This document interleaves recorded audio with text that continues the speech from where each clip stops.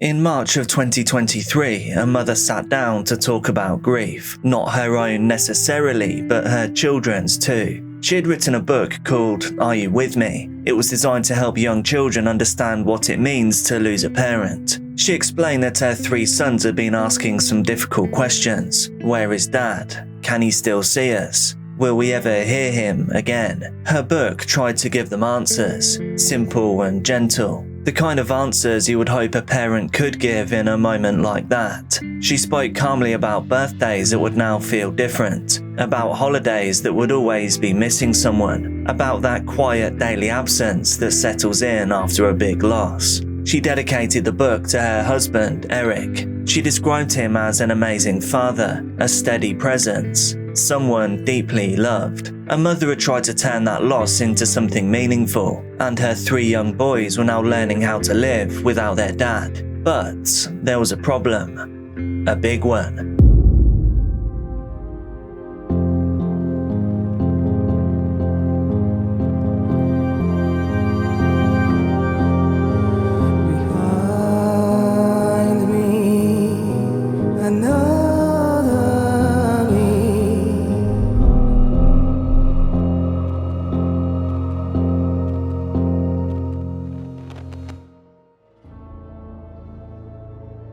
By the way, this is Dark Case, and you can call me Jack. I bring you rare and unseen true crime cases, so make sure that you're subscribed right now to join the Dark Case family. I'm going to make this super quick so you don't get bored and click off, but automated AI content is absolutely flooding the platform right now. Human creators like me are struggling to be seen, so please do consider becoming a channel member and you'll get early access to videos, exclusive videos, and even the Jack's House podcast that I record in a cemetery. Any support really does help me keep the show on the road, and it's gotten to the point where now I really do mean this. But now for today's silly little question: pizza or burger? Let me know down in the comments. And now, on with the video.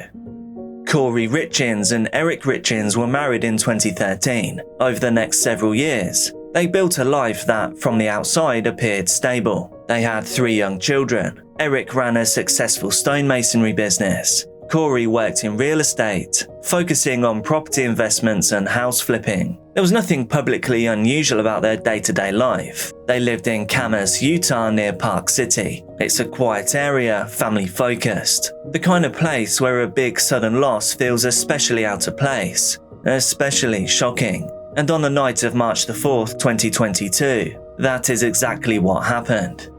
According to Kouri, she prepared a Moscow Mule cocktail for Eric. She brought it to him in their bedroom. At some point later on in that evening, she said that one of their children was experiencing night terrors. So Kouri left the room to attend to him. Several hours then passed. When Kouri returned, Eric was now unresponsive. She later described him as cold to the touch.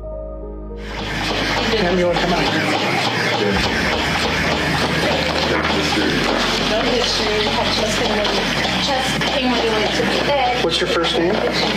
What's your first name? Yeah, let me talk to you for a second. Let them do their work in there. So what happened today?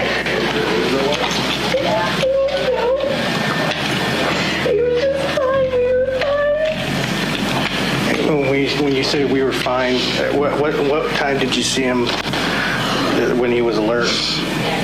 We had a drink together at 9 to celebrate something at work tomorrow. Okay. We went to bed. I went to bed with my kids. He went to bed in our bed. What time did you guys go to bed? 9:30. 9:30? Okay. 9:45. And then what alerted you to him today, right now? When I just woke up, when I sleep with my kids, I'll wake up and I go back in my own bed. Mm-hmm. I just crawl over on his side. And he was laying in bed? Okay. He was on his back on the bed, and Okay. And you said he was on his back? Okay. Where are your children now? to sleep in that room. 2 are awake with their ear to the door. I go, what am I going to please don't come out. Where are the other two at that are awake? In the hallway bedroom. And where's that at? There, first one to your left. Okay. Is there any family members we can call right now? Yeah, I need to call my mom. I need to call my mom so bad. Okay. I don't know. 911's on the phone. I don't know. Here. Okay. At 3:21 a.m., a 911 call was made. Emergency responders arrived, but Eric could not be revived. His time was called at the scene. In cases like this, where someone passes unexpectedly at home, an immediate evaluation must be made. Everything is treated as unexplained. And at that point, in this case, there was no confirmed cause. There were no visible signs of what could have happened. Just a husband, a father, gone overnight. And now there was a family left trying to understand how something like that could happen without any warning. But even in those early hours, there were already details being recorded, timelines being noted, devices being examined. In the weeks and months that followed Eric's time ending, the focus shifted to what comes next. And I'm not talking about procedurally, I'm talking about for the family. Kouri was now raising 3 young boys without their father. And according to her, the hardest part wasn't just explaining what had happened, it was answering the children's questions. Kids don't process loss the same way that adults do. They will ask a lot of questions, and they expect clear answers. But often, there are none. Kouri later explained that her sons would ask her where Eric was, whether he could still see them, whether he would be coming back. And those questions became the foundation for something that she decided to create, that being a children's book. In March of 2023, just over a year after Eric's passing, she released Are You With Me? The book was written from the perspective of a child, trying to understand the absence of a parent. It focused on the idea that even though someone is gone, they are still present in memory, they're still watching, and they're still connected to your life. Kouri even did some press for the book, where she described it as a way to help her sons to process the grief. She spoke about wanting to give them the language for something that felt impossible to explain. She talked about birthdays that would now feel different, about holidays that would always have an empty seat at a table, about the moments where absence might feel crushing no matter what you do. She dedicated the book to Eric, describing him as a loving father, as a constant in their lives, someone that was deeply missed. And from the outside, this story made total sense. A sudden loss, a mother trying to rebuild, and a decision to turn something painful into something useful. In situations like this, public visibility often does bring some extra support, but with it, it also brings extra attention. And attention has a way of pulling at threads and pulling out details, because when a story is shared widely, more eyes get to take a closer look. They begin to ask small questions, not accusations necessarily, just maybe picking out some inconsistencies. At this stage though, those questions were still extremely quiet, but they were definitely starting to form. Because while the public story focused on grief, there were also parts of Kouri's life that were not being discussed at all. And once those elements came into view, the story that people thought they understood began to change. And believe me, things start to get a little wild from here on out. Around early 2020, 2 years before Eric's passing, Kouri began a relationship with a man named Robert Grossman. At first, it wasn't a public thing. It wasn't part of the image presented to friends, family, or the wider community. But the relationship became romantic, and it continued to grow over time. What matters here is not just that the relationship actually existed, it is when it existed, because this was not something that began after Eric's passing. It overlapped with a life that, from the outside, appeared great. Messages later recovered showed some communications between Kouri and Robert that suggested planning. This wasn't just casual conversation, it was blatant discussions about the future, about their future together. And as we know, in cases like this, timelines matter. Investigators do not just look at what happened, as in the main event, they also look at what was happening alongside it. Overlapping relationships can introduce a motive, they can introduce pressures, they can change how earlier events are interpreted. From one perspective, this could be seen as a private matter, a separate issue within a marriage that is no one else's business. But when placed next to the timeline of Eric's demise, it becomes something else. It becomes a deep context, a context that changes the questions that are asked. Because if a second life was running alongside the first, the main life, then the version of events and the evidence presented publicly may not be complete or honest. At this point though, the story still holds together. It was a sudden loss, a grieving family, and a relationship that, while complicated, it does not explain what happened on that fateful night. However, it does do something important. It removes the idea that everything was as it seemed, and once that idea is gone, some other things might come into view and pull into focus. Because if one piece of the story is different from what was presented, what other inconsistencies might there be? Alongside this relationship that had been kept out of public view, there was another part of Kouri's life that was also not being publicly discussed, that being her financial situation. On the surface, she was working in real estate, buying and renovating properties, but behind that, the numbers were becoming difficult to manage. By the time of Eric's end, Kouri had accumulated approximately, and get ready for this, actually think of a big number for a debt, and then comment it down below. I'll give you 5 seconds, because there's no chance you'll guess this number. Her debt amounted to $7.5 million. Jeepers, creepers, gee whiz. Her accounts were frequently overdrawn, her expenses were extremely high. At one stage, she was responsible for around $80,000 per month in outgoing costs. To keep up with that, she turned to short-term solutions, payday lenders, and frequent borrowing. At one point, payments to lenders were being made daily, totaling around $2,100. This isn't even my debt, and it's making me feel panicky and anxious. Over time, the situation became more unstable. More than 200 checks written were returned due to insufficient funds. Together, they totaled hundreds of thousands of dollars. There was also actions taken without Eric's knowledge. A home equity line of credit worth approximately $250,000 was taken out against the family home. In addition to this, multiple life insurance policies were put in place. Together, they totaled around $2 million. At least one of these policies was allegedly taken without Eric even being aware. Another was later described as having been forged.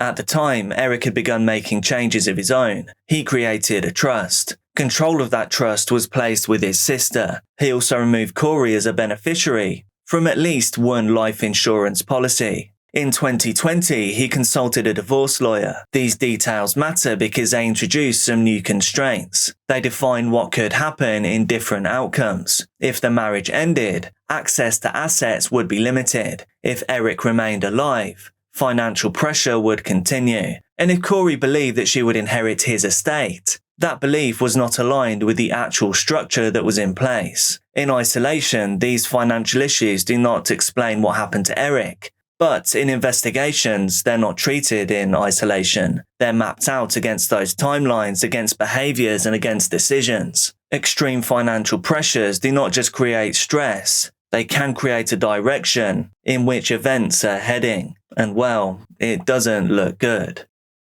Up to this point, the story still allows for some uncertainty. That sudden loss, an extremely complicated personal life, that panic attack inducing financial strain. None of those on their own confirm what happened, but this is where investigators begin to focus on details that just do not align. One of the first areas examined was the timeline on the night that Eric passed, specifically the gap between when he was last seen alive and when emergency services were called. Kouri stated that she had left the room to attend to one of their children. She said that when she returned hours later, she found Eric unresponsive. But phone data told a more precise story. Her device had been unlocked multiple times before the 911 call was placed. And as we know, digital activity becomes a form of timekeeping. It can create a web that can catch someone if they're not careful. It helps to establish what someone was doing and when, and in an unclear timeline such as this, it really can make all the difference. On Kouri's device, there were also some searches recovered, questions about fentanyl, about lethal doses, about whether life insurance would still pay if a cause of demise was pending. There were also searches about deleting data from a device. Kouri also searched about lie detector tests. Individually, perhaps you could explain these away, but together they form a devastating pattern, a cluster of behaviours at an extremely important time of the investigation. Another explanation that had been offered involved THC gummies. Kouri suggested that Eric might have consumed something contaminated. However, toxicology results did not support that theory. In fact, there wasn't even any THC found in his system, and the gummies that were present in the home tested negative for fentanyl. At this stage, the investigation really begins to narrow in, because when multiple explanations are removed from being even possible, the remaining possibilities now carry more weight. And at this point, the timeline is no longer just unclear. It all starts to point back towards one person. As the investigation continued on, attention shifted away from that single night. Instead, it moved backwards. Because when a scene might not necessarily make sense, investigators can instead look for patterns in the past. And in this case, there were events that had happened weeks earlier that had not initially been connected. Between December 2021 and February 2022, Kouri had been attempting to obtain prescription medication. At first, the requests were for painkillers, hydrocodone, but over time what she was looking for changed. The messages showed her asking for something stronger. At one point, she referred to Michael Jackson stuff. That phrase was later interpreted as a reference to fentanyl, even though, if I remember correctly, the Michael Jackson stuff was actually propofol. I don't know. She was not sourcing these substances directly. Instead, she involved someone else. It was her housekeeper, Carmen Lauber.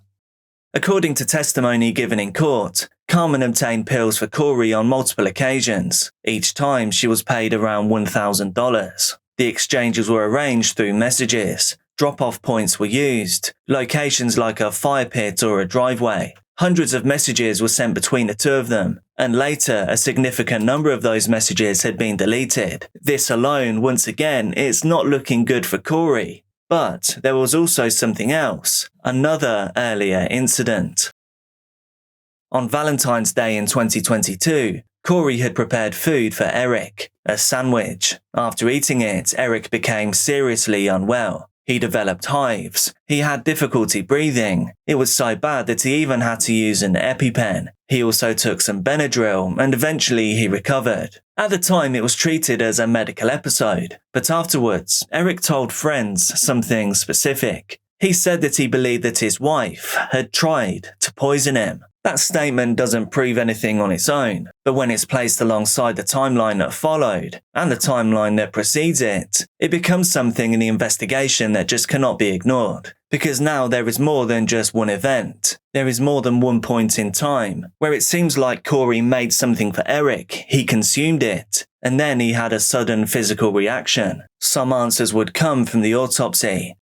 Eric's time was determined to have come to an end due to a fentanyl overdose. This wasn't just a trace amount. It's not like he accidentally took too much. The level detected was approximately 5 times higher than what is considered lethal. There were also additional substances present: acetyl fentanyl, quetiapine, and alcohol. But the central finding here was clear. This was not consistent with incidental exposure, and it was not consistent with the explanation involving the THC, because remember, he had none in his body. At this stage, pretty much all uncertainty becomes removed from the investigation, because now we can look at Kouri's request from the housekeeper, the prior incident in which he believes he was poisoned, the extreme financial pressure, the affair, the suspicious phone activity and searches. Altogether, these form a devastating structure.